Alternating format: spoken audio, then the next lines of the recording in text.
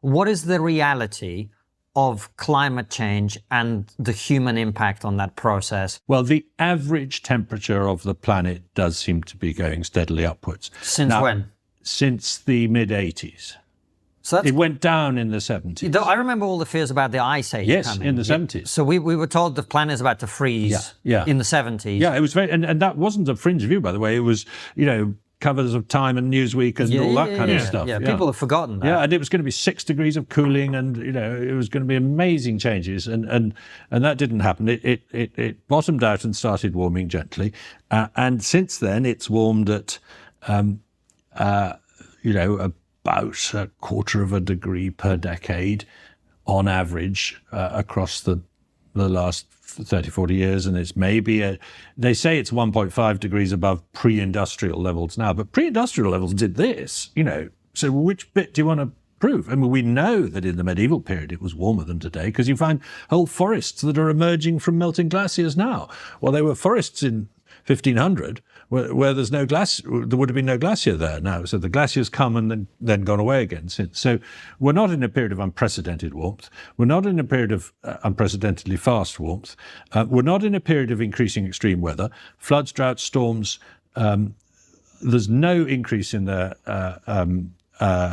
either frequency or severity. But at the same time, the carbon dioxide we're putting in the air is having a very measurable effect that's beneficial. And we refuse to take that into account. And that is global greening.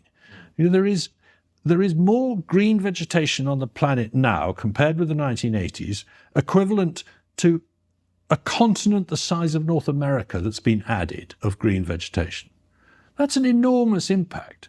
It's approximately 16 or 17% more green vegetation on the planet now than there was in the 80s. And that's because carbon dioxide is plant food. And when there's more in the air, the plants grow better, particularly in arid areas.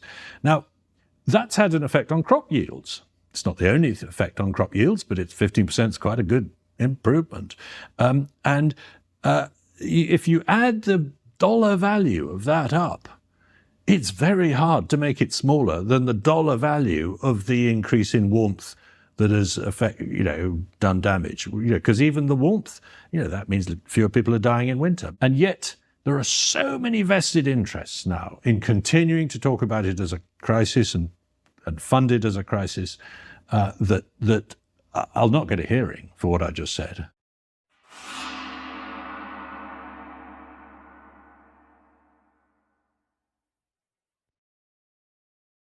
Question everything your government is doing or saying or not doing or not saying.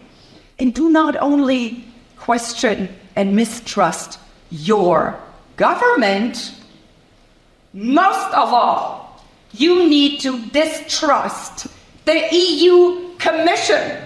It's a hellhole. It's the headquarters of spreading fake news and disinformation. It's the government.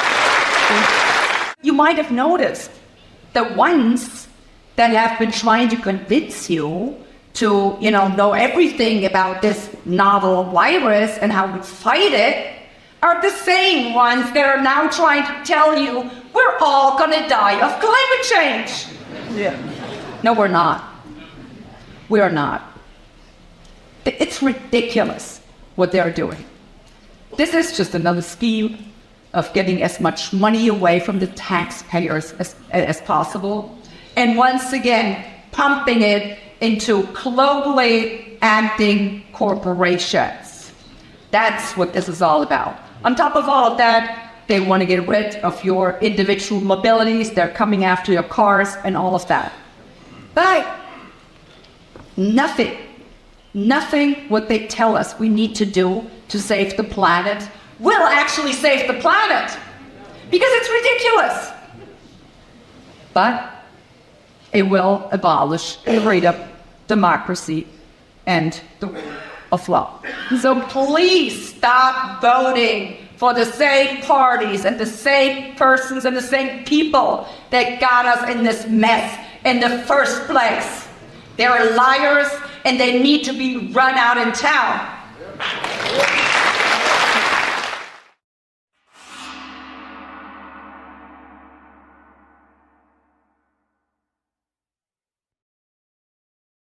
These policies, they're not just destroying lives. They're rooted in lies, all of them. Our next guest was once a climate alarmist, but now says the entire movement is, quote, a scam. Tom Harris is the executive director of the International Climate Science Coalition. He joins me now. Tom, good to see you tonight. Now, you actually say the only way to get rid of this is to go after the science of climate change. Explain. Yeah, exactly. A lot of people will say, well, Canada, for example, puts out so little greenhouse gas emissions that we shouldn't actually try to reduce it because China is double the United States. Well, the trouble is people argue that, well, yes, but we have to set an example to the world and we have to be good citizens and all that sort of thing. So they're using these arguments quite often that China's doubled the emissions of the US, et cetera. But the real underlying thing is that there is no climate crisis. I was originally an aerospace engineer, and I would give speeches and I wrote articles. I wrote one in the Ottawa Citizen about comparative planetology, how studying the planets helps us understand the Earth better. And I used the example of the runaway greenhouse effect on Venus. I said, this could happen on the Earth if we don't reduce carbon dioxide. Well, a local professor at Carleton University, professor of geology, he liked my article so much he used it in his course on climate change. But he said to the students, but that part about Venus is wrong. What happened on Venus cannot physically happen on the Earth, and he explained why. Now, I thought, who is this climate change denier? Well, he invited me into his lab, and he showed me the geologic history that he and others are finding, and they found no consistent correlation between carbon dioxide and Earth's temperature. At times, CO2 was 1,300% of today, and we were stuck in very cold conditions. So it was all over the board. So I started wondering, well, maybe he's right. He exposed me to a lot of people who actually showed me that there are thousands of scientists. And here's a book actually that illustrates that. It's called Climate Change Reconsidered. And this is on climatechangereconsidered.org. There are thousands of references here which talk about the fact that there is no foundation to the climate scare. It's all based on models that don't work.